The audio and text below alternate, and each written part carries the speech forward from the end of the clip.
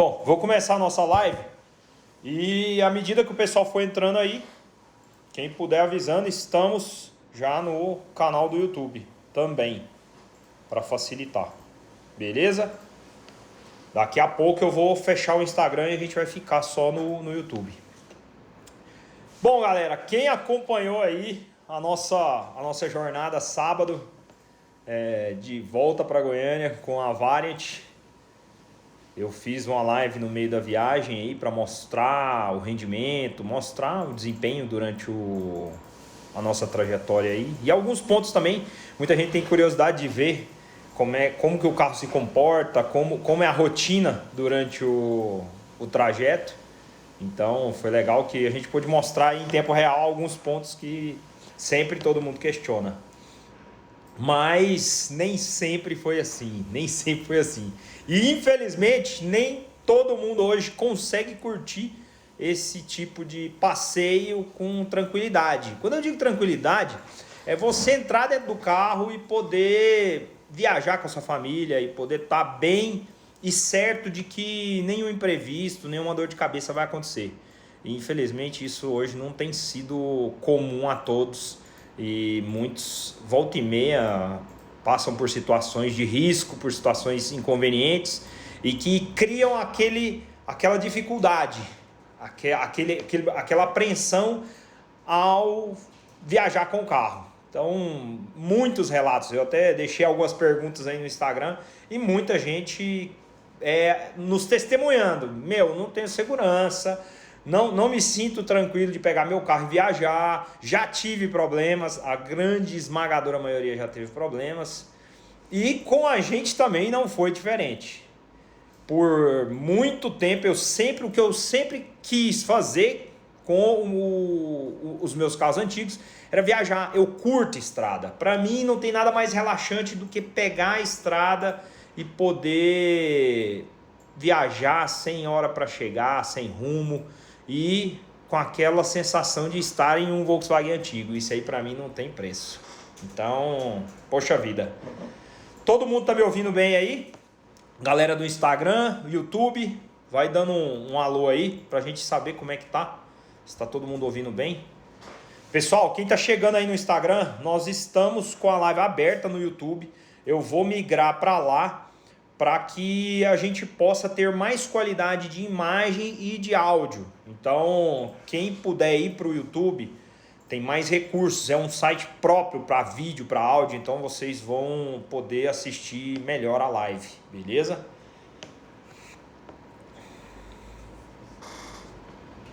Bom, então como eu estava dizendo, infelizmente nem sempre esse momento ele é tranquilo. E a minha história também, o começo não foi muito diferente. Eu acho que todo esse interesse, essa vontade... o pessoal falando que a imagem no Instagram tá um pouco melhor. Com certeza a imagem tá um pouco melhor por conta da câmera realmente. Bom, então no começo as primeiras viagens não foram das melhores. Confesso que passei alguns perrengues, algumas chateações que, a gente realmente resolve insistir porque a gente gosta, porque aquilo mesmo diante de todos esses desafios, você se sente bem em tentar, em continuar, e de alguma maneira isso é passageiro. Então, a minha primeira viagem de Volkswagen ela aconteceu em 2006. E em 2006 eu tinha um Fusca, eu tenho esse Fusca até hoje, um Fusca 68. E esse carro, ele era um carro que eu encontrei já em mau estado, não era um carro conservado. E naquela época o perfil dos Hilux estava se iniciando no mundo Volkswagen. E eu me vi tentado a iniciar uma obra nesse sentido, um projeto nesse sentido e poder criar um modelo. Depois eu até vou publicar fotos dele aí, tem fotos dele aí pelo Instagram, pelo Facebook, quem quiser ver depois. Eu decidi transformar aquele carro no meu projeto de primeira viagem.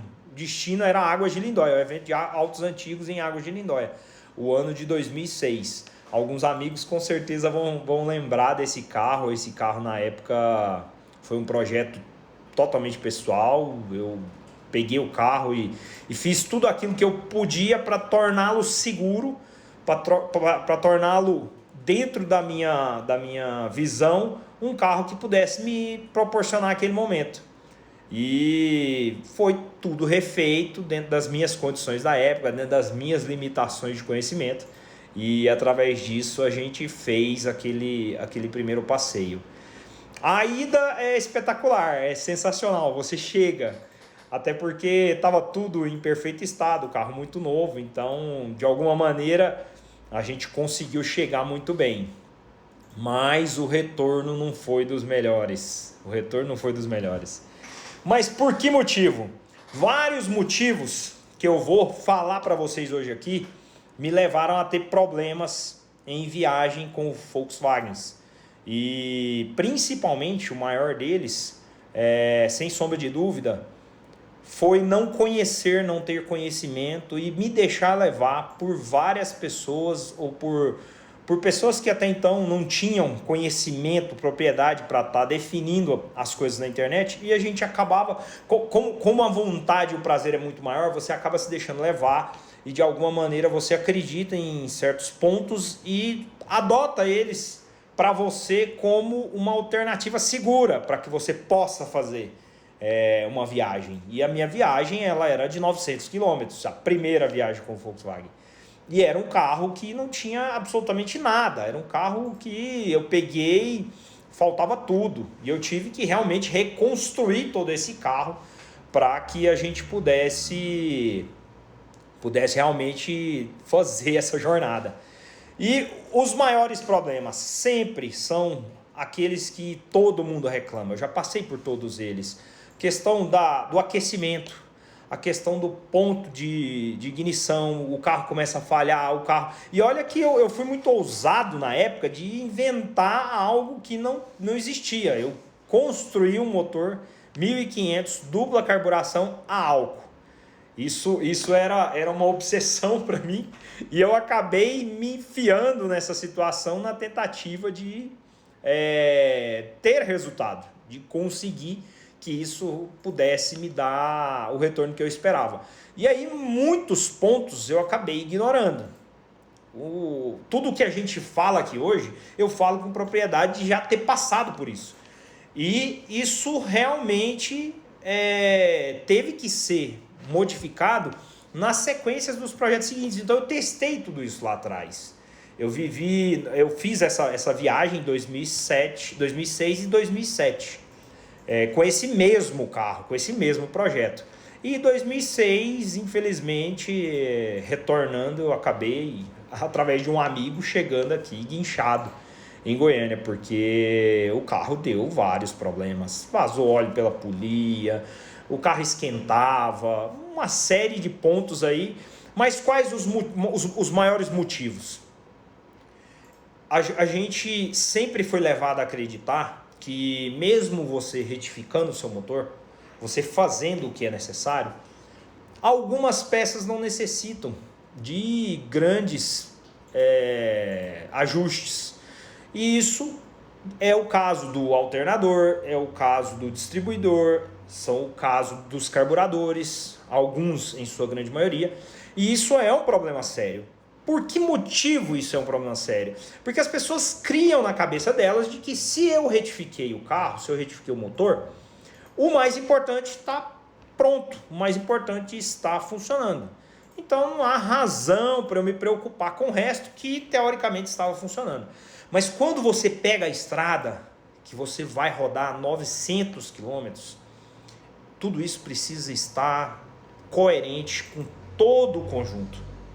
Porque a margem de erro que você foi lá no motor e ajustou ela para o mínimo possível, se ela for trabalhar com a margem de erro do restante das peças desse conjunto, as peças vão adicionar erro naquilo que você ajustou. Então, um motor que teoricamente está retificado, com todas as medidas, todos os parâmetros ajustados, se ele tiver as peças, os componentes que formam o seu conjunto mecânico desajustados, você vai imputar uma margem de erro gigante e vai trazer problemas para ele, independente do que tenha sido feito. Então muita gente, de forma equivocada, mas eu retifiquei o motor, meu carro, eu fiz tudo.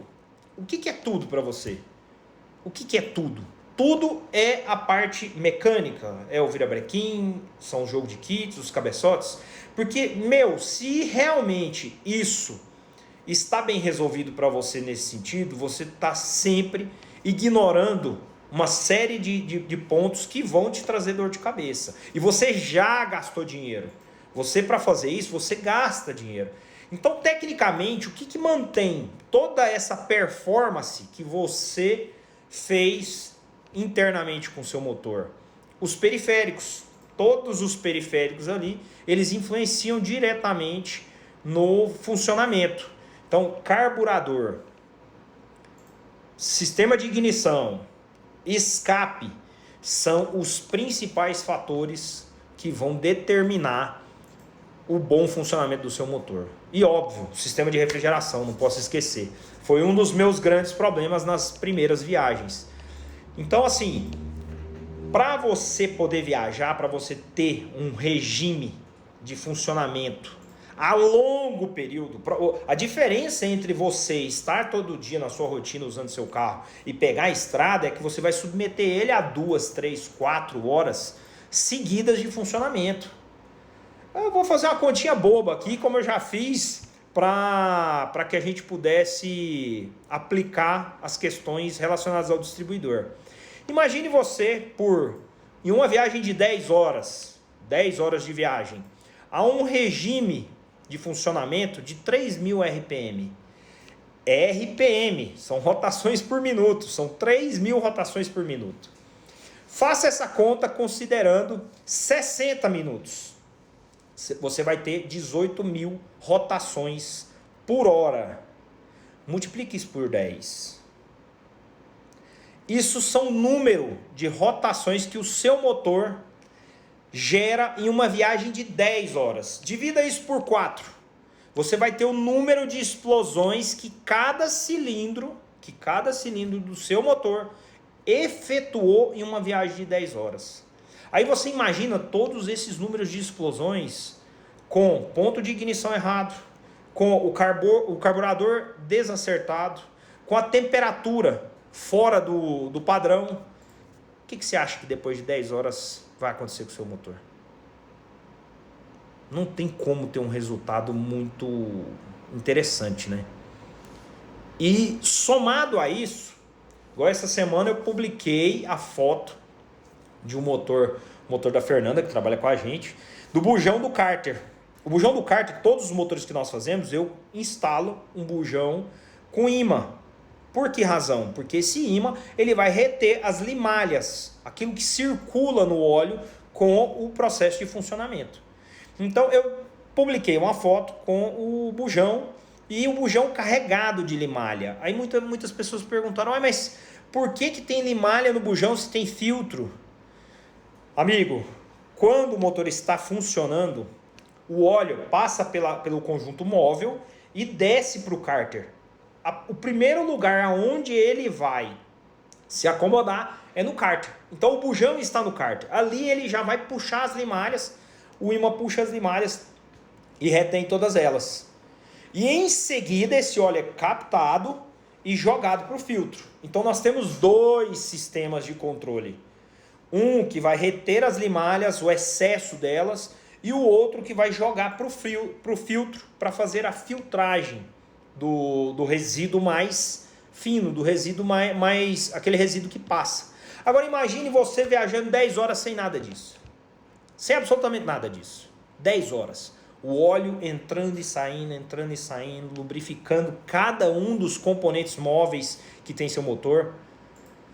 Tudo isso aí somado a desajustes, como eu disse, de temperatura, de ponto de ignição. Existe entre os viajantes a história de que o motor a ar não dura 20.000 quilômetros. Precisa dizer o porquê que ele não dura 20.000 quilômetros? todos esses pontos são ignorados, as pessoas desconhecem isso.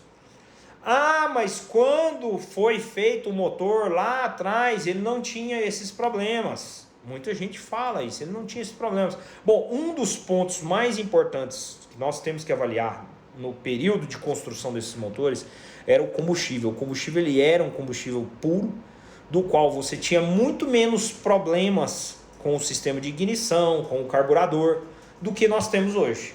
Essa é a nossa realidade, não temos como fugir disso. Se você pega um carro e vai para a estrada, você tem que tomar esses cuidados. Principalmente porque você vai abastecer em diversos locais. E carro novo come qualquer coisa que você colocar lá dentro. Já o carro antigo não. O seu Volkswagen, ele precisa de atenção. Ele precisa desses cuidados. Se você não fornecer esses cuidados para ele, infelizmente você vai colher todos esses problemas. Quando não chegar aos 20 mil quilômetros, você vai condenar o motor, você vai dizer que jogou dinheiro fora. Mas tudo isso aí é a nossa realidade. Nós não podemos ignorar isso aí. Então é extremamente importante ter esses pontos bem resolvidos, que a gente já vem batendo aqui já há algum tempo.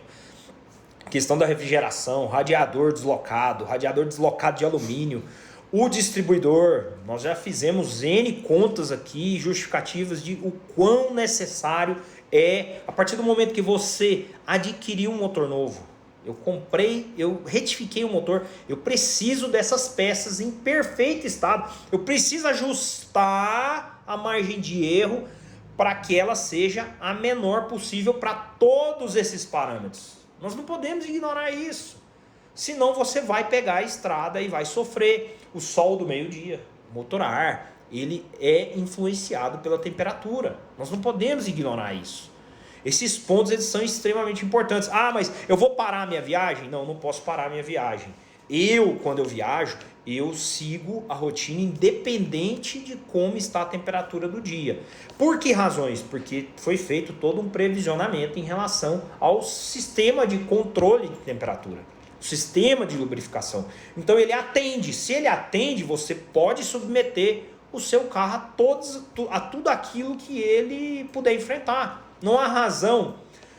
Muita gente acha que se eu for viajar de Volkswagen, eu tenho que parar no meio do caminho e esperar 2 horas lá o motor esfriar para me seguir a cada 3 horas de viagem. Não funciona assim. Não funciona assim. Todos os motores de combustão, eles devem trabalhar dentro de uma faixa de temperatura. Essa faixa de temperatura, ela é o ideal para você ter a conversão de energia com o máximo de rendimento. Então, por essa razão, os motores trabalham nessa faixa de temperatura. Porque o rendimento ele está interligado com essa faixa de temperatura. Se você deixar ela ultrapassar, você perde lubrificação do sistema de óleo e o seu motor vai render muito menos. Você vai gastar muita energia, ela vai ser desperdiçada pelo calor, pelo escape, e você não vai ter rendimento. Então, é muito importante que você tenha essa preocupação de se ater a esses pontos, porque o sistema bem adequado, ele vai te permitir seguir viagem numa boa. Você não tem com que se preocupar. Pontos que eu sempre ressalto, gosto sempre de ressaltar esses pontos. Combustível, em viagem eu só abasteço aditivado. Aliás, eu só abasteço aditivado independente de qualquer situação para os meus carros antigos.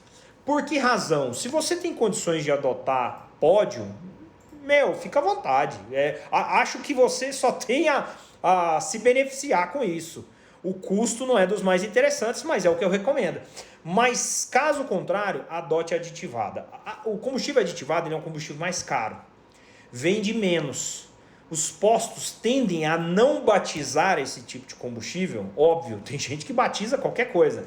Mas a maioria tende a não batizar, principalmente em estradas, porque é um combustível mais caro, ele sai menos. Então, se você abastece com esse tipo de combustível, ele tende a ter mais qualidade e te dar mais segurança. Em viagem, isso é fundamental, fundamental. Então, sempre se atenham a isso. Esse é um ponto extremamente importante. O segundo ponto, estar sempre com todos os pontos do seu motor em dia. Que pontos são esses? Se você tem um carro carburado, faça questão de verificar o tanque de combustível, se ele está com a proteção para não puxar sujeira. Essa sujeira ela pode deixar a mistura pobre e o seu motor pode fundir com isso. O filtro de combustível estar limpo.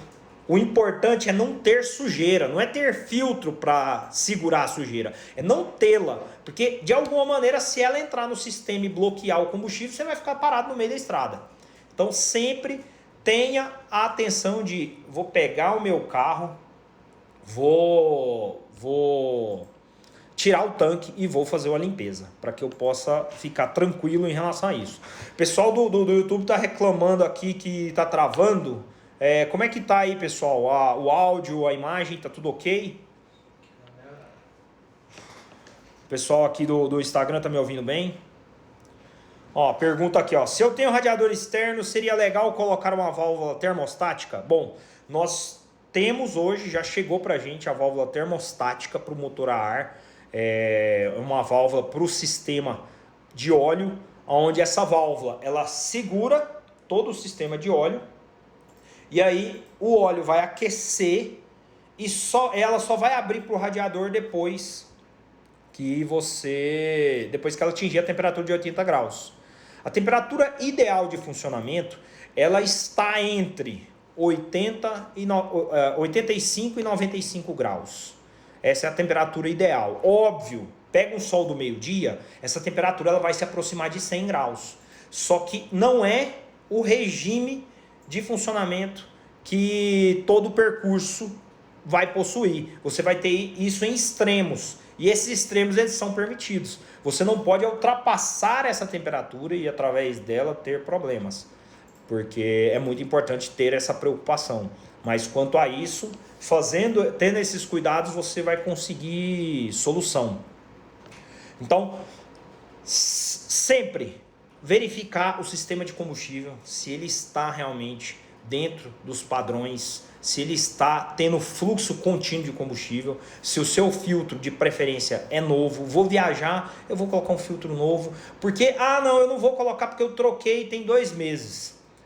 De alguma maneira, se já tiver uma sujeira ali e você abastecer num posto que o tanque que armazena o combustível já apodreceu, tem um monte de sujeira, aquela sujeira vai se somar com a que tem no filtro e aí você vai ter um problema. Então, o que acontece?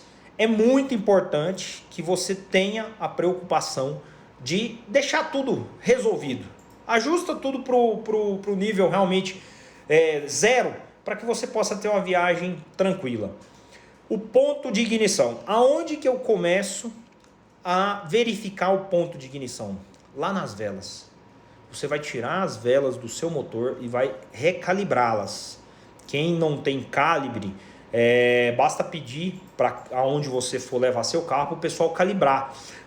É feita a calibração das velas com lâminas. São lâminas, uma hora eu vou pegar e mostrar aqui quando a gente for repassar o sistema de ignição. Você coloca a lâmina entre o eletrodo e ela ajusta aquela folga, o gap entre o eletrodo e o topo da vela, para que aquela faísca ela aconteça com um arco ideal, com um arco de queima perfeito. Então o ajuste do ponto começa lá.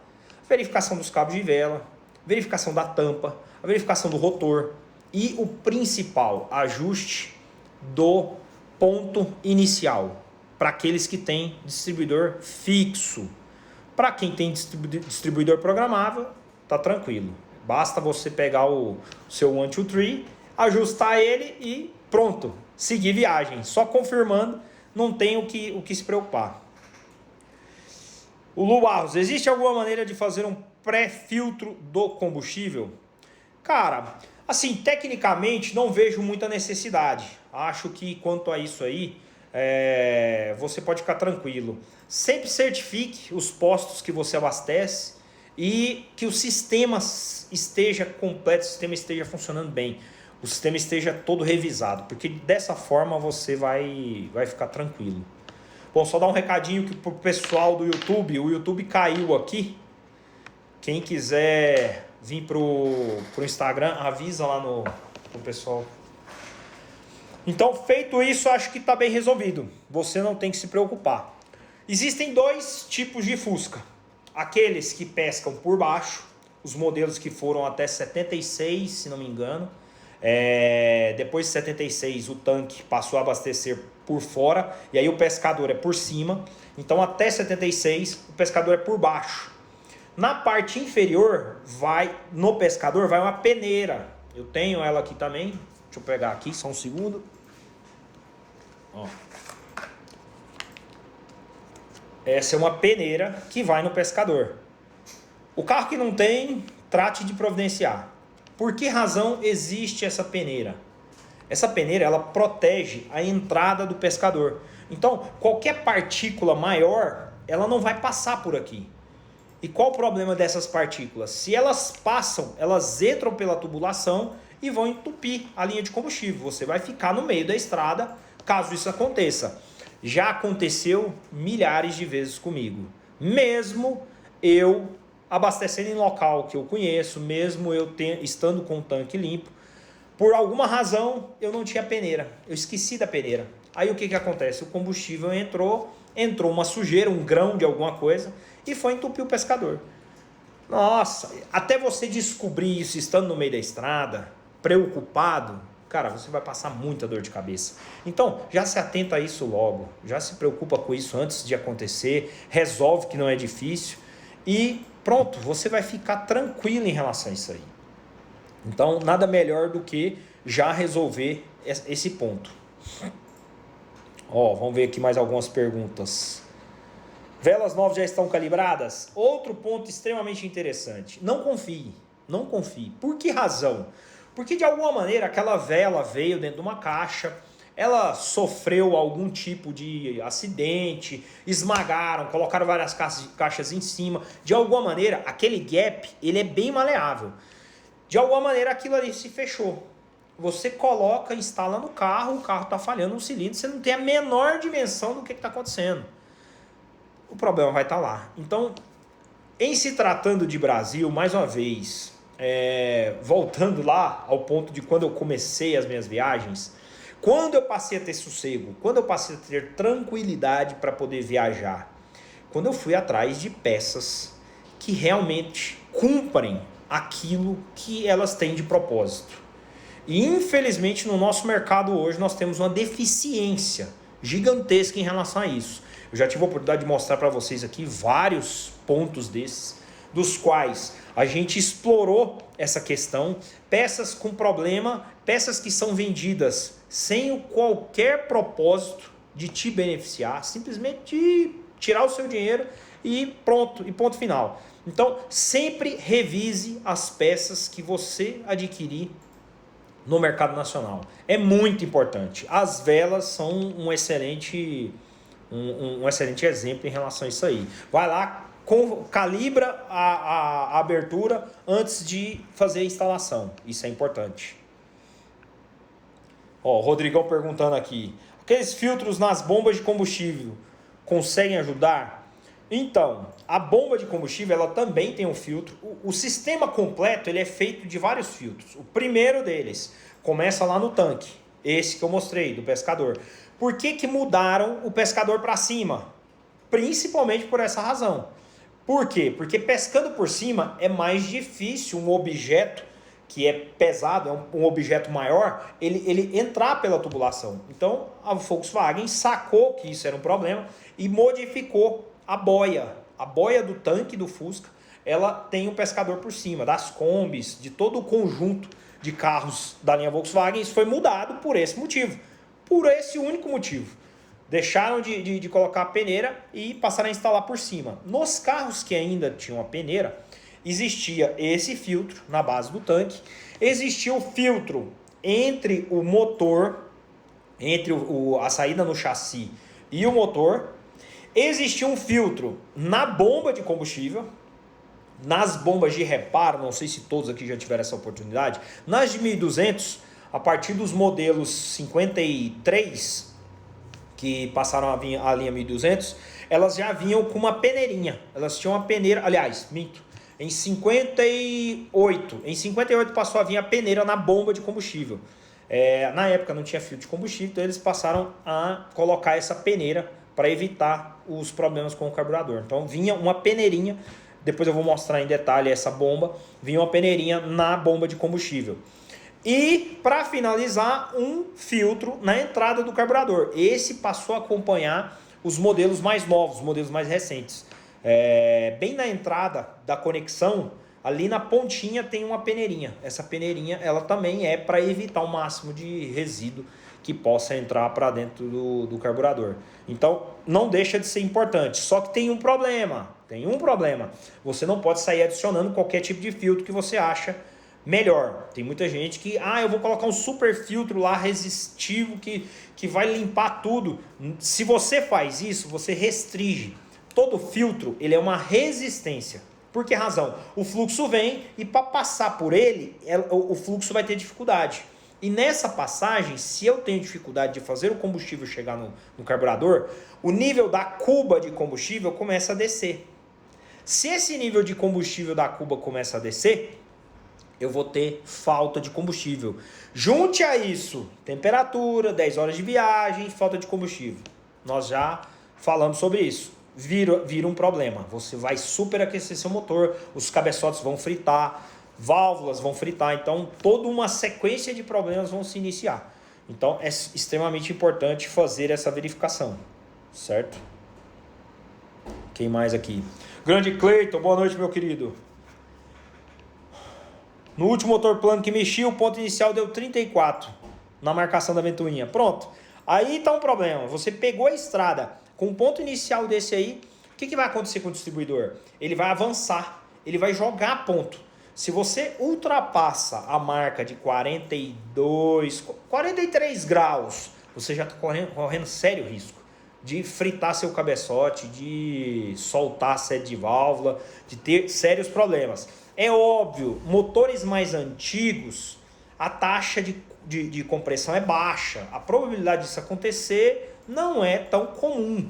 Mas, em se tratando de um 2.200, que a gente gosta de viajar, isso pode ser um problema. Então, qual a vantagem? Tem gente perguntando aqui, distribuidor programável, serve em qualquer Fusca? Qual a vantagem do distribuidor programável? Eu vou lá e ajusto. Eu vou lá e limito isso. Então, acabou. Não tem como isso acontecer, porque eu vou lá de alguma maneira e restringo. Nos distribuidores convencionais, você precisa fazer isso manualmente. E, óbvio, ter uma ferramenta. Sem a pistola de ponto, para dar precisão para esse tipo de trabalho, não se faz isso. Tem muita gente que, mas eu sou mecânico das antigas, eu faço isso aí pelo funcionamento. Vai lá, fica ouvindo esse tipo de coisa e gastando dinheiro com motor a ar aí e ajustando ele no ouvido para você ver onde é que você vai parar.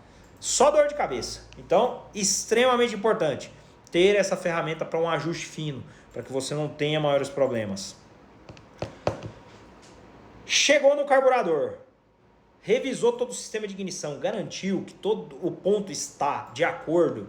Gente, vamos lá, eu vou repetir isso porque isso é aquilo que mais dá problema e é aquilo que realmente pode fundir seu motor, pode estragar seu carro.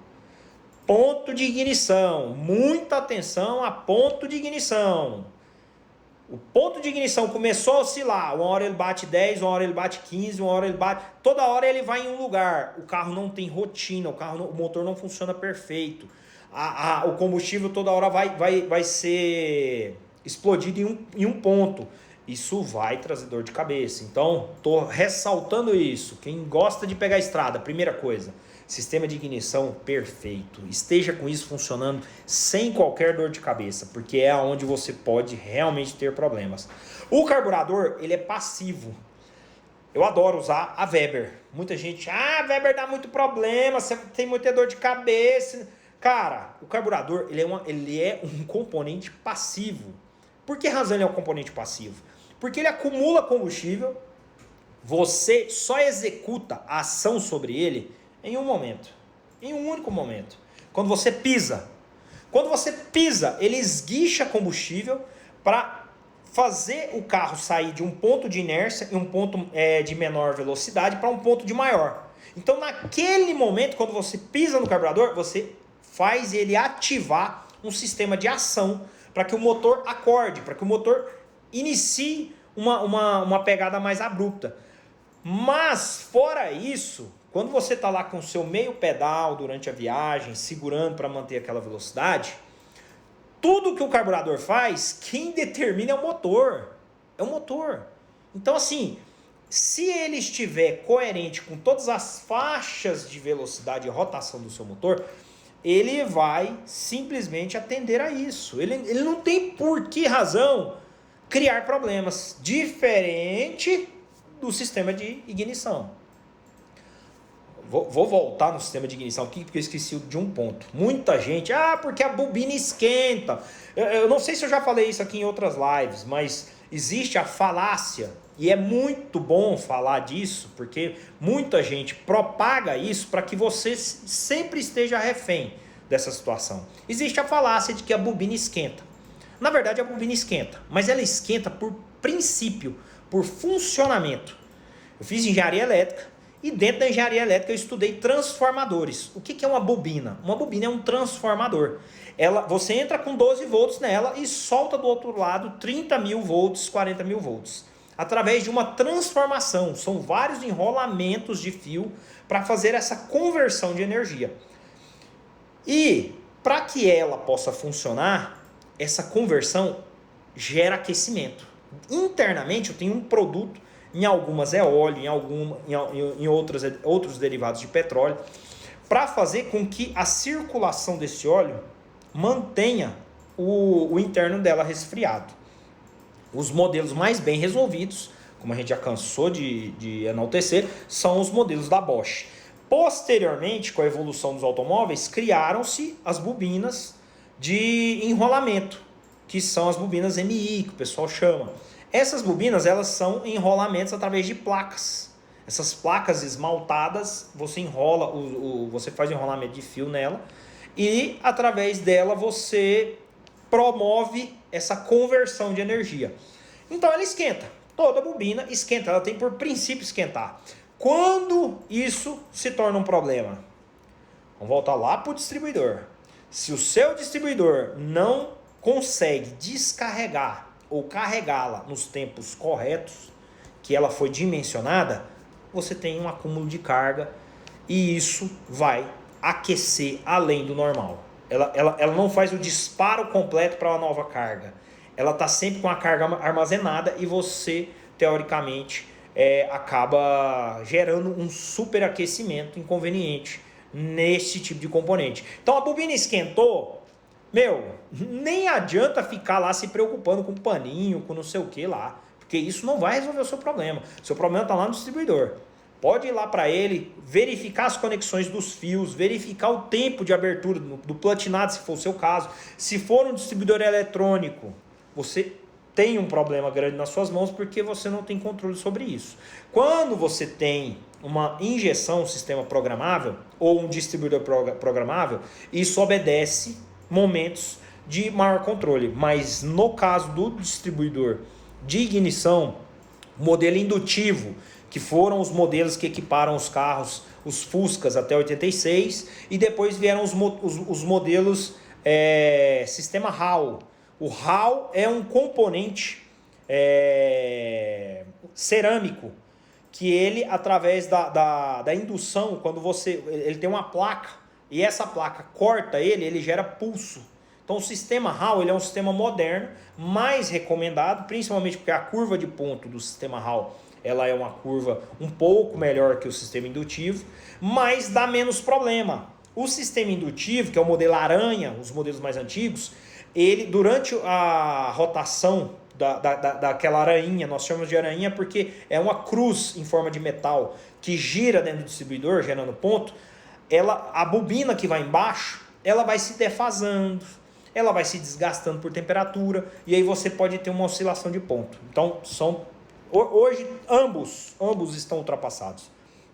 O que existe de moderno hoje na linha de distribuidores não utiliza mais essas tecnologias, justamente por essas questões. Então, mais uma vez, bobina não esquenta por si só. A bobina nunca vai ser o seu problema. Óbvio, Se você tiver uma bobina vagabunda aí, uma bobina que você não tem precisão de nada, não fique achando que ela não pode dar problema, porque ela pode. Agora, se você tem uma bobina boa, fique tranquilo, fique em paz, porque esse tipo de problema você não vai ter. Tranquilo? Voltando ao carburador. Você tendo o sistema de admissão de combustível regulado, mas como é que eu faço isso? Bom, não pode ser nunca, escute bem isso que eu vou te falar, nunca por economia. Nunca. Mas meu motor está gastando demais. É óbvio, você não pode deixá-lo chegar a pontos de consumo extremo. Mas se você também limitar a quantidade de combustível que o seu motor precisa, você vai criar um problema seríssimo para ele. A temperatura vai se elevar de uma forma extrema e você vai ter problemas sérios de superaquecimento. Aí os problemas são maiores porque você pode ocasionar trincas nos cabeçotes, você pode ocasionar desprendimento das sedes de válvula, desgaste prematuro dos guias de válvula por excesso de temperatura e todo o sistema do cabeçote, balanceiros, tudo isso vai sofrer. Por que razão? Porque a temperatura do cabeçote vai chegar a extremos. Nós já passamos aqui em nossas lives alguns pontos sobre isso, ressaltando que o motor a ar ele tem quantos tipos de refrigeração? Ar, óleo e combustível. O combustível refrigera os cabeçotes.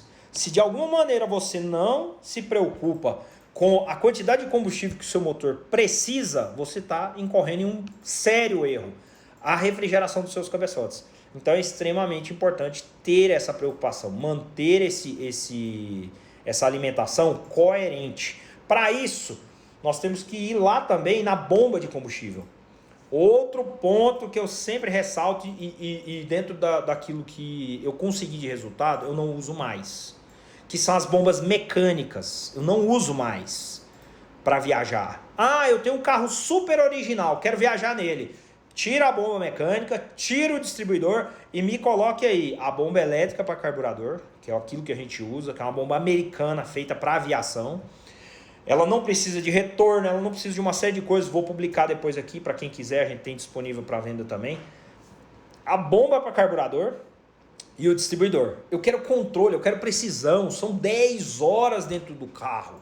Eu quero poder sair daqui e chegar lá sem nenhum tipo de inconveniente. Considerando que eu vou abastecer em vários lugares, considerando que eu vou pegar a temperatura de tudo quanto é tipo durante o dia, eu não quero ter esse tipo de problema. Por que razão a bomba mecânica não é o que eu recomendo? Bom, vou dar um exemplo bem bobo aqui. Quando essas bombas foram fabricadas no início da produção dos Volkswagens, o nível de exigência e de precisão era gigantesco. Elas tinham que desempenhar uma função significativa. Hoje, você que vai comprar essa bomba e que chega lá, o cara fala, a bomba de combustível custa R$90. Você tá louco? Nossa, é caro demais. O mercado resolveu fazer para você que sempre fala que tá caro, uma bomba especial, maravilhosa, não vale nada. Se você achava caro a de R$90, que tal pagar R$90 por algo que não vale 30? Essa é a bomba que te vendem. Quando você está a 3.000 giros, ela está assim, ó, o pino que aciona a bomba de combustível, para quem não sabe, ela é acionada por um pino. O pino vai lá no diafragma dela, tem um sistema de alavanca, mas esse pino vai no diafragma e deforma o diafragma, pressurizando o sistema de combustível. Então, quando esse diafragma está a 3.000 giros, eu tenho um sistema a 3.000 giros funcionando. Quando eu estou a 5.000 giros, ele está desse jeito. Então, a bomba, ela não tem um sistema estável de funcionamento. Ela está a uma rotina do motor pressurizando um ponto, a outra rotina pressurizando o outro. O que vai acontecer? Mas eu tenho sistemas que controlam isso. Tenho. O carburador possui uma válvula chamada de agulha de boia, que regula a entrada do combustível. Porém, eu estou à mercê desse sistema. Considerando que a minha bomba já não tem uma série de precisões, eu estou colocando todos esses pontos para influenciarem o funcionamento do meu motor. Em 10 horas, a 180 mil rotações em 10 horas, como eu disse para vocês. Quantas explosões não vão acontecer? O que a gente vai ter no motor? Então, o que é importante? Ter essa preocupação. Evitar esse tipo de situação. De que maneira? Não utilizando esse tipo de peça se o seu objetivo é viagem. Entenda isso. Ah, eu uso meu carro 1 hora, 2 horas por dia. Fique em paz. Fique tranquilo. Não tem que se preocupar com isso. Eu vou pegar a estrada e quero rodar 10 horas. Aí a conversa muda. Todos esses pontos precisam ser observados. Por conta do seu investimento, por conta do que você enfiou nesse motor, dinheiro que você gastou. Tenha isso em mente para evitar problemas. A bomba de combustível vai influenciar na questão do carburador. Como eu disse, ele é uma peça passiva. Estou provando mais uma vez isso. A bomba joga combustível para dentro dele. O motor aspira o combustível dele. Então, ele estar coerente com o funcionamento é o que interessa. E mais uma vez, como eu disse, não se dê por satisfeito com a questão da economia. Ela pode te trazer sérios problemas no mundo do motor a ar. Ah, meu Fusca faz 18 por litro, meu Fusca faz 20 por litro. Tem gente que fala isso com prazer. A hora que eu ouço isso, eu falo, meu Deus do céu, eu até imagino como deve estar isso lá por dentro a hora que abrir. Deve estar um desespero. Vamos ver aqui mais algumas perguntas.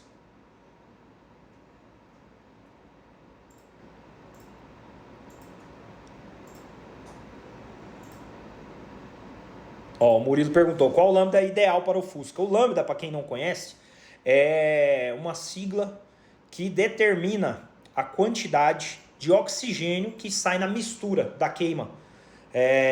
Quando se iniciaram os processos de injeção eletrônica, o sistema de injeção trabalha com lambda, que é a medição do oxigênio que sai. Quando você faz a queima, não tem como eu medir a quantidade de combustível que sai. Então eu meço a quantidade de oxigênio.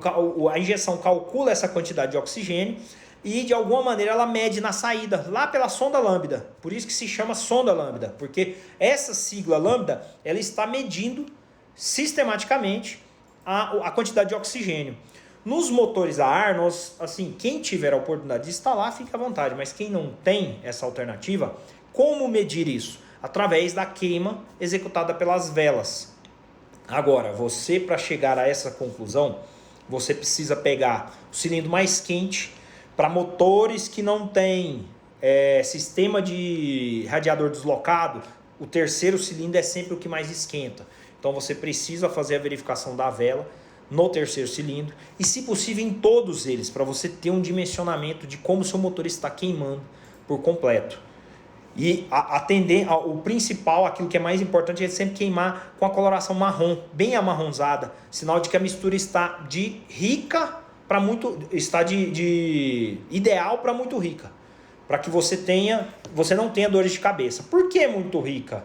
Porque você não sabe que temperatura que você vai pegar. Se você chegar em momentos onde essa temperatura ela é maior e a mistura estiver próxima de uma mistura pobre, ela vai empobrecer mais ainda com o aumento de temperatura. Por que razão? Já falamos sobre isso. O combustível entra no motor, encosta numa válvula quente e detona. Então, parte daquele combustível que entrou dentro da câmara de combustão, ele queima antes da explosão. Se ele queima antes da explosão, você já não vai ter mais a mesma quantidade de combustível para um processo completo. Então, de alguma maneira, você pode ter problemas. Ó, tem uma pergunta aqui. O Henrique perguntando como controlar esse ponto. Como controlar o ponto? Bom, é aquela situação que a gente exemplificou. Em sistemas que você tem controle, você consegue precisar dentro da rotação, dentro de todo o funcionamento, o ponto ideal para o seu motor. Agora, em distribuidores fixos, você só controla o ponto inicial. Quando você tem um motor de marcha lenta, o ponto que ele vai ter inicialmente. Depois disso, essa curva de ponto ela vai subir e aí você perde o controle. Pessoal, quem puder, joga a pergunta dentro da caixinha aí pra gente, porque eu vou colocar a pergunta para todo mundo ver.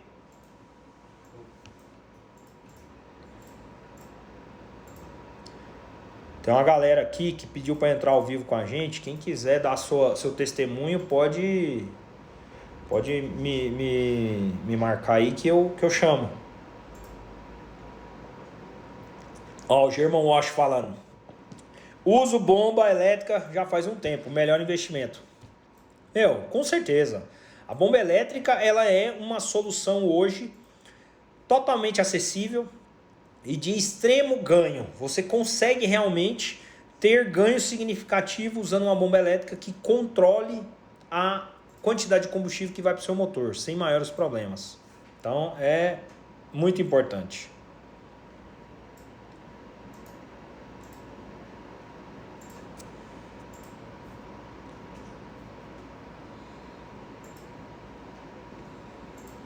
Quem mais tem perguntas?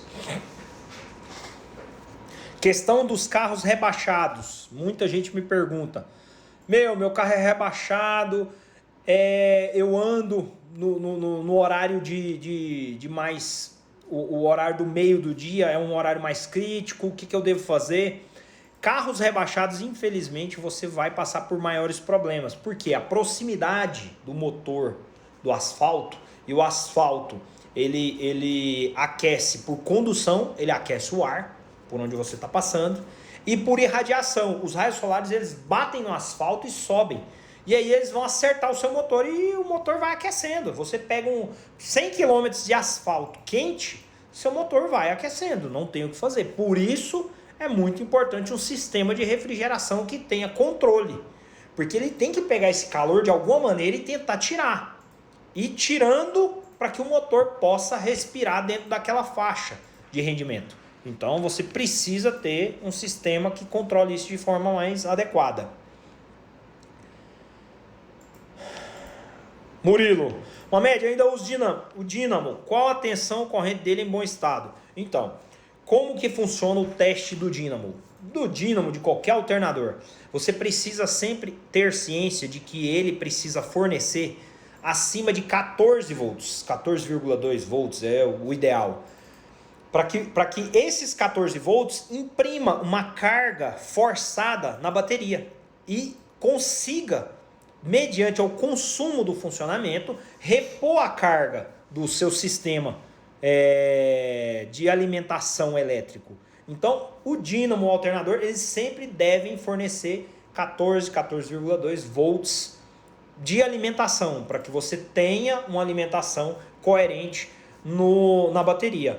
Quando é dínamo, isso acontece em alta rotação. Você tirou o pé, ele vai cair a tensão, porque ele é um gerador, ele funciona com corrente contínua. Quando é alternador, isso acontece em duas faixas, tanto na baixa quanto na alta. Então o alternador ele alimentou a bancada de retificação dentro do alternador, isso é mais técnico, mas eu vou fazer questão de explicar. Dentro do alternador existe uma bancada de retificação, porque a bateria ela só recebe energia contínua. Então eu tenho que retificar as ondas, a energia no alternador, por isso se chama alternador, ela é alternada, ela é retificada para que a bateria possa absorvê-la. E todo o conjunto de componentes também possam funcionar com essa energia. Porém, o alternador consegue dar mais rendimento para esse processo do que o gerador. Um não inutiliza o outro. Muita gente me pergunta, eu posso usar ignição eletrônica com gerador? Meu amigo, uma coisa não tem nada a ver com a outra. O gerador ele vai carregar a bateria e a ignição eletrônica controla a faísca do ponto do seu motor. Você tendo um gerador que cumpre a função, que carrega a bateria, o resto não interessa. Qual a maior dificuldade? Eu quero pôr som, eu quero pôr um catavento, eu quero pôr uma televisão. Aí se você vai enfiando coisas para dentro do motor do seu carro, não tem gerador que aguente. Ele é limitado, ele tem uma capacidade limitada de carga. Então esse é um ponto. Uma pergunta que sempre está aqui rondando a gente. Abertura na parte superior da tampa do motor. Auxilia na refrigeração durante as viagens longas? Com certeza absoluta.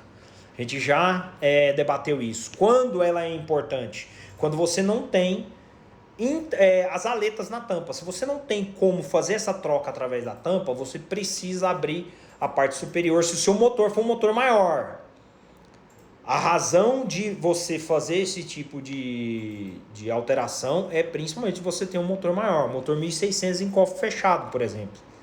Ah, mas eu coloquei radiador deslocado, então não precisa. Mais uma vez, uma coisa tem nada a ver com a outra.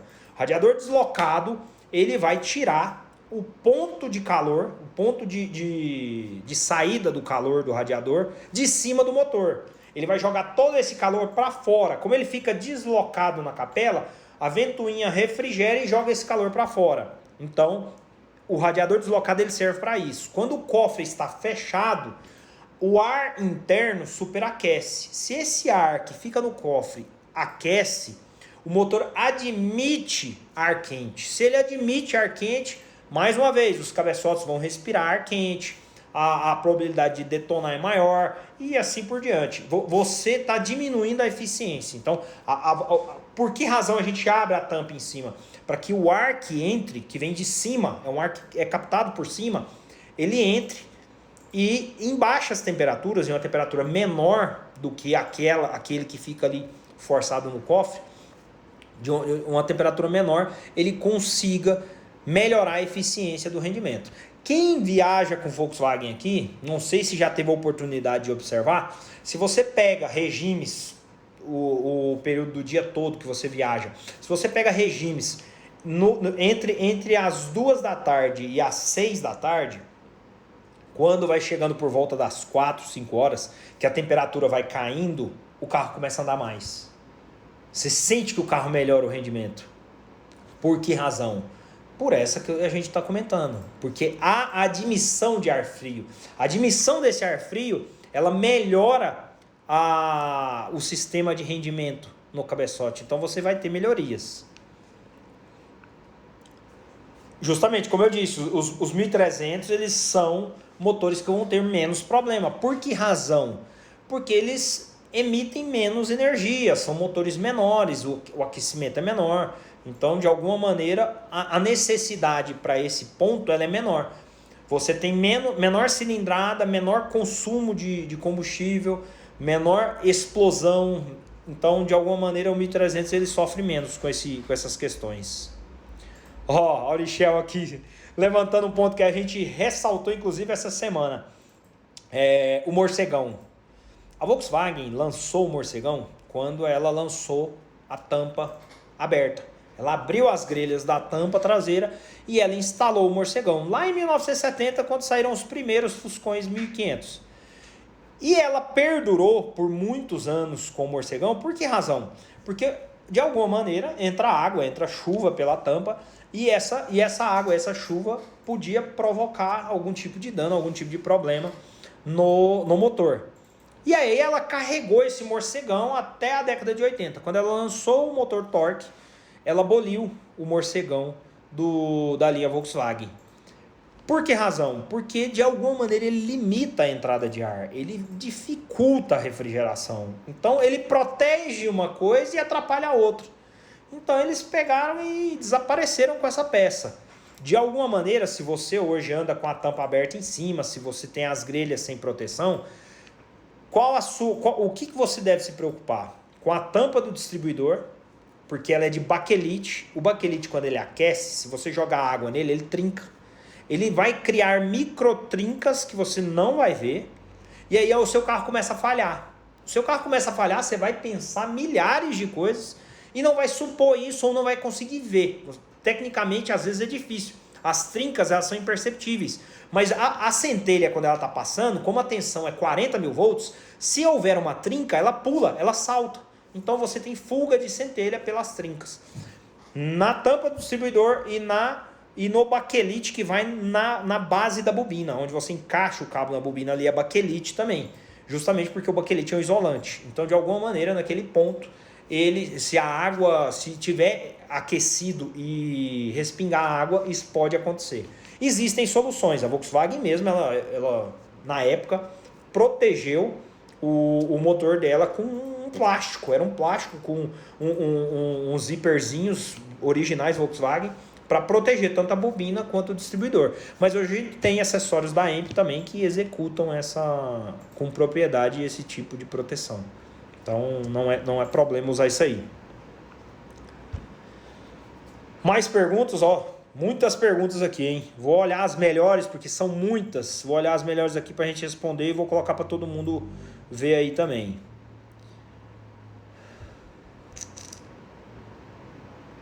Ó, o Clayton colocou uma pergunta aqui que realmente isso é um problema. Cara, já tive problemas com peças Bosch falsificadas, cabos, rotores, como se prevenir?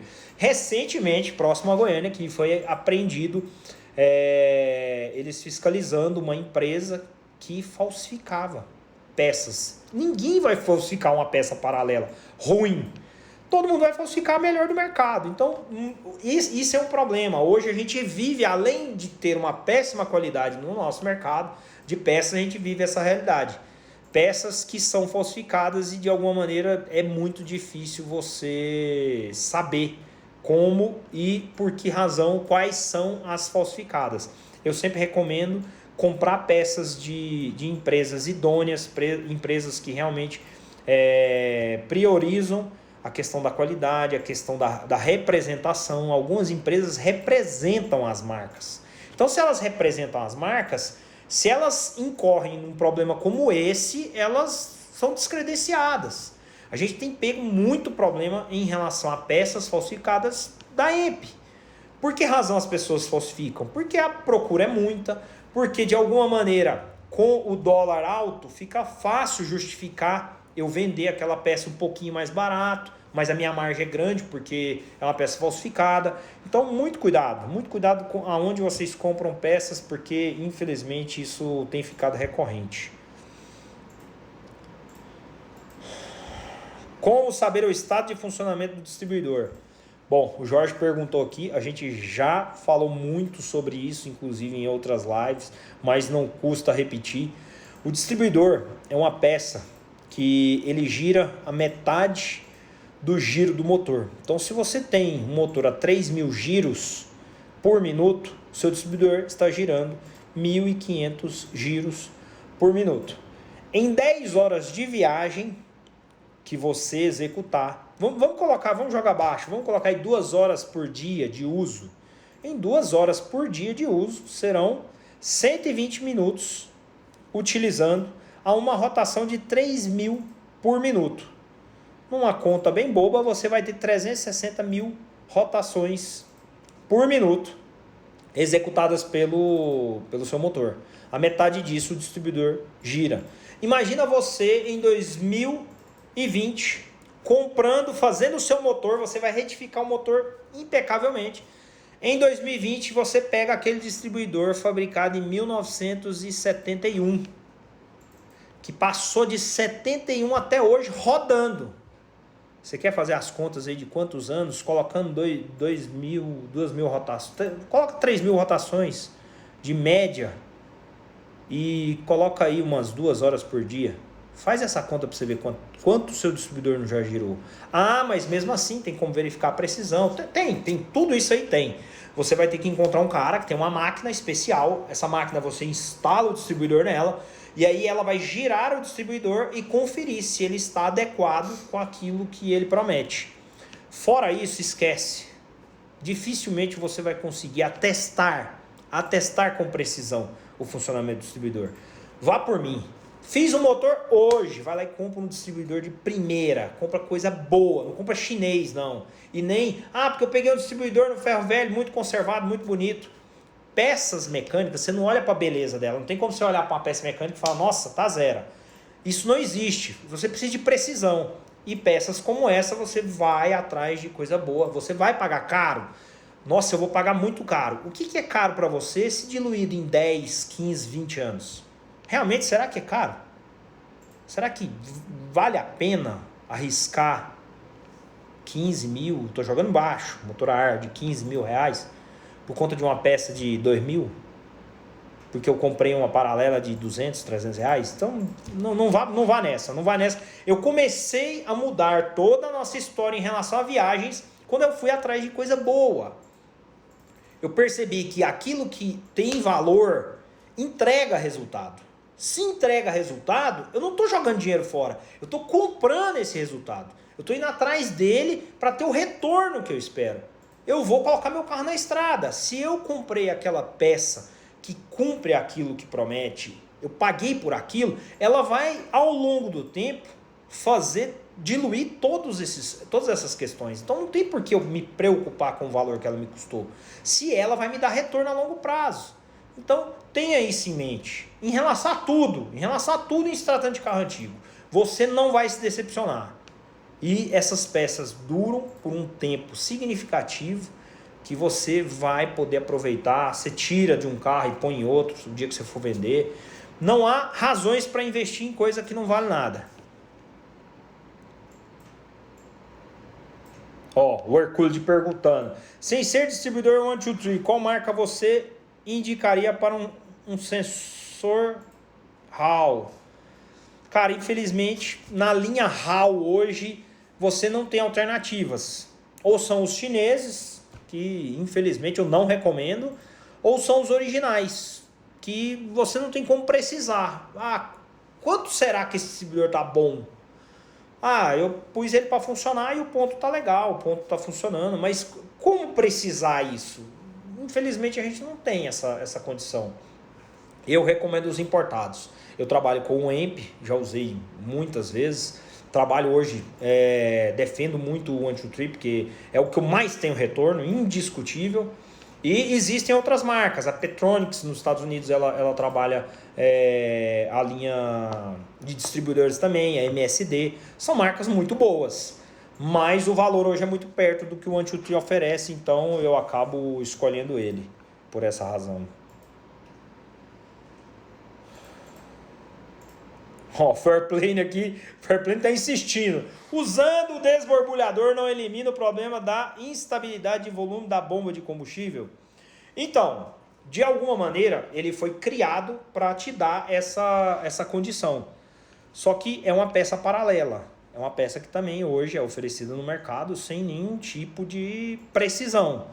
Você pode instalar, só que você vai sofrer com outros problemas. A bomba de combustível, ela é mecânica, ela aquece, ela trava pelo princípio da mecânica. Aí já não tem mais nada a ver com essa questão do fluxo de combustível que é gerado. Então, de alguma maneira, você arruma um problema, mas fica com outro. Então, para mim não resolve. Pergunta do Marçal aqui. Para uma viagem longa, qual é preferível, com 1 ou 2 carburadores? Bom, independente de viagem longa ou não, eu sempre defendi o máximo de carburadores que você puder utilizar. Eu gosto das Webers porque elas são um carburador por cilindro. Na evolução dos motores, quantos bicos um carro moderno usa? 4, não são? Não são 4? De alguma maneira, você consegue precisão fornecendo sistematicamente aquilo que cada cilindro precisa. Aonde é que eu consigo isso no universo dos carburadores? Com as Webers. Então eu sempre defendi elas. Dificilmente eu uso um par de Solex, a não ser que o carro seja extremamente original. Caso contrário, eu nem me esforço para usar. Só em casos de restauração que eu utilizo esse tipo de carburação. Mas em todos os nossos projetos de customização, até mesmo um 1600, que seria para o meu uso diário, eu coloco um par de Weber lá. O acerto é muito prático, a eficiência é abismal. Por que as pessoas defendem o contrário? Por que a maioria de vocês só ouvem que isso não funciona, que não presta? Porque a grande, como eu sempre digo, né? A falsa crença, ela começa na minha decepção. Eu me decepcionei, não dei conta de fazer a instalação como se deve. Eu não vou assumir isso. Eu sou homem, jamais vou assumir uma coisa dessa, que eu não dou conta de instalar um carburador mecânico, raiz de 20, 30 anos. Nunca! Esse carburador não presta. Aí todo mundo compra. Por que todo mundo compra? Porque a grande minoria usa e se diz satisfeita. E aí você vai lá e acredita nisso, porque você ouve 1, 2, 3, 4 pessoas afirmando isso, o mecânico afirma isso, você nem quer se envolver com esse tipo de problema. Mas não é bem assim. Eu utilizo, tenho vários clientes hoje, que inclusive estão aqui sempre, que utilizam também e falam, cara, incrível. Por que as pessoas condenam tanto esse tipo de peça? Por que elas falam que esse tipo de carburador não funciona? Estou impressionado. É excepcional, funciona muito bem, com economia. Porque você tem precisão, são carburadores que trabalham individualmente cada cilindro. Você vai atender a necessidade particular. Um acerto preciso vai te dar o retorno que você precisa. E você só vai conseguir isso através dele. O Solex é um ótimo carburador. Quando saiu o motor 1600 em 1975. A Volkswagen jamais deveria ter trago ele de volta para o Itamar. O México colocou injeção. A Volkswagen no Brasil inventou de trazer ele de volta para o Itamar. Por questões de custo, uma série de outros pontos que eu não vou nem citar aqui. Mas dentro da minha realidade, ele não trabalha. Fala, Marcelão. E aí, tudo certo? Bom, mais alguma pergunta aí? Vi que a galera curtiu o assunto aí hoje. Qual a sua opinião sobre os carburadores da China? Réplicas da EMP e Weber. Vamos lá, isso é um ponto importante também.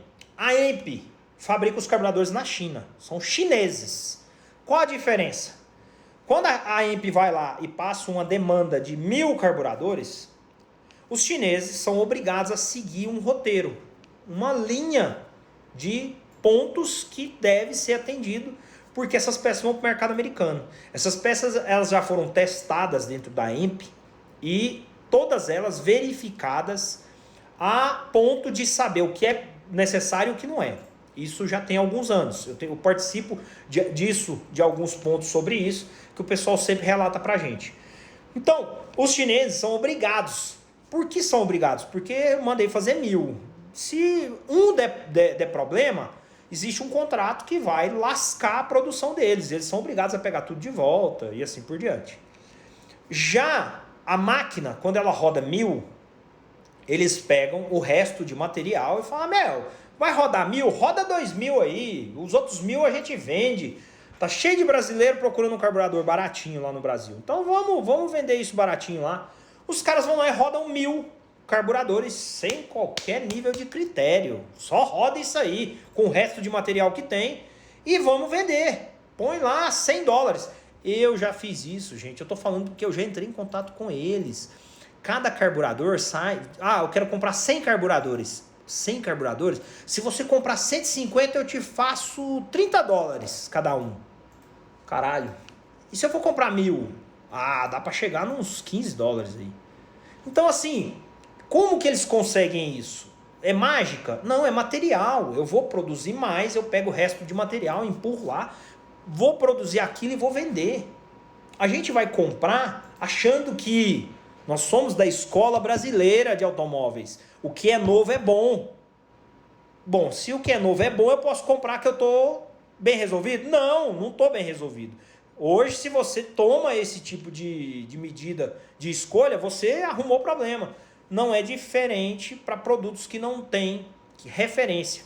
Eles vendem esses produtos sem qualquer nível de critério e a gente compra. E aí você instala e o que acontece? Você tem a maior decepção da sua vida. Aquilo não funciona direito. Aquilo é só dor de cabeça. O que você vai fazer? Esse carburador não presta. Mas aquilo que é atestado e verificado, eu tive uma situação aqui, um cliente meu, montei um motor 1900 para ele trouxe o par de carburadores que ele comprou, já havia comprado. Eu falei, cara, assim, de cara, eu não quero montar isso aqui, mas eu monto com uma condição: se eu colocar no carro e o carro não der acerto, eu vou tirar um par da EMP da caixa, que custa 3 vezes mais do que isso aí, e vou instalar no carro. E aí você vai ser obrigado a pagar. Meu amigo, ele pegou o carro e foi embora. Nunca mais apareceu. Falou, cara, zerou. O carro funciona liso, o carro fica parado lá. Ele funciona o carro, sai no carro sem nenhum tipo de dor de cabeça. Por essas questões. Pode haver problemas? Pode, mas não é a maioria. A gente usa sistematicamente isso no que a gente faz. Estou falando com propriedade. Não é a opinião de alguém que acha. Eu viajei de São Paulo para Goiânia, fui de Goiânia para São Paulo, com a Variant foi a segunda vez, e nela eu uso um par de 40 desde 2017, se não me engano. São os mesmos carburadores que eu utilizo, passo de um projeto para o outro. Não ponho carburador novo. E nunca tive dor de cabeça. Deixei ela com o Rodrigo estava na live aqui. Eu fui para São Paulo, subi com o carro dele e deixei ela em São Paulo. Ele ficou com ela lá mais de um mês. Sempre, ele tirava ela de domingo, funcionava o carro, me mandava foto. Cara, o carro funciona perfeito, marcha lenta estável, tudo ok. Eu peguei o carro e vim para Goiânia. Então, quanto a carburadores, nesse ponto eu não tenho que reclamar. Aí, ó, e vários aqui testemunhando. Então não tem porquê ser uma conversa fiada. Grande Reginaldo, meu querido. Reginaldo Scarpelli, Marcelão já deu um alô pra ele. Bom, galera, é isso aí. Espero que vocês tenham curtido mais essa live nossa. Vou fazer uma fotinha aqui. Todo mundo quiser bater um print da tela aí pra gente postar mais tarde. Vou publicar lá. Quero que você deixe seu comentário sobre a nossa live. Foi uma pena. Eu estou providenciando um estúdio novo pra gente fazer as nossas lives. E quero transferi-las para o YouTube porque ele fornece mais recursos. Hoje a gente estava transmitindo pelo YouTube, mas a imagem não ficou legal e acabou caindo. Mas logo a gente vai estar com esse sistema todo organizado para isso. E quero que realmente a gente possa melhorar essa entrega para vocês. E mais uma vez, não se deixem levar por todas essas questões que a gente tem assistido. Tem muita gente que sobrevive da dependência de quem tem a mecânica ar. Tem muita gente no mercado aí hoje que quer ver você precisando, que quer ver você necessitando. Ninguém quer saber de ver alguém bem resolvido. Tem gente que se incomoda, eu já cansei de ver situações como essa, de alguma pessoa, por alguma razão, falar que está bem resolvido com o seu carro, e o outro indivíduo achar que não, isso aí é conversa fiada, motor a ar não é assim não, dá problema. Então assim, tentem absorver o máximo de conteúdo que vocês encontram nos canais, não digo só o meu, tem muita gente fazendo um trabalho super bacana, eu tenho tentado acompanhar alguns trabalhos aí e tenho notado que as pessoas estão se esforçando realmente para melhorar esse ambiente. Então assim, não fiquem atrás e ouvindo qualquer coisa, porque de alguma maneira isso te influencia, isso dá margem para que essas pessoas continuem vomitando um monte de coisas na internet que só atrapalham, que só estragam o nosso meio. Então, vamos tirar as nossas próprias conclusões. Tudo que eu disse aqui, eu quero que vocês testem. Não quero que vocês engulam o que eu estou falando aqui só porque eu estou falando. Teste, faça, tire a prova. Pega tudo isso aí que eu estou falando, monta no seu carro e faça você o seu teste. Eu quero depois todo mundo aqui relatando, falar, e eu já tive testemunho de algumas pessoas, cara, fiz o teste, coloquei aquelas peças que você falou, alterei aquilo que você comentou na live e funciona, dá resultado, porque é o resultado de anos do que a gente vem fazendo. Eu não estou expondo aqui nada diferente do que eu uso. Então, quero deixar bem claro sempre para vocês que, de alguma maneira, tudo isso precisa ser testado. Faça os seus testes. Use todo o nível de conhecimento que você puder absorver para testar e verificar se tudo isso realmente faz sentido ou não nos seus desempenhos. Beleza? Então eu vou fazer a publicação, vou deixar o recado lá, deixa seu comentário, fala o que você achou da nossa live aí. E até a próxima, foi um prazer imenso estar com vocês aqui mais uma vez. E a gente tem mais conteúdo aí que logo a gente vai estar passando aí, interagindo com todo mundo. Beleza, galera? Brigadão mais uma vez aí, um abraço para todos, até a próxima. Valeu! Vá cuidar do seu Volkswagen, hein?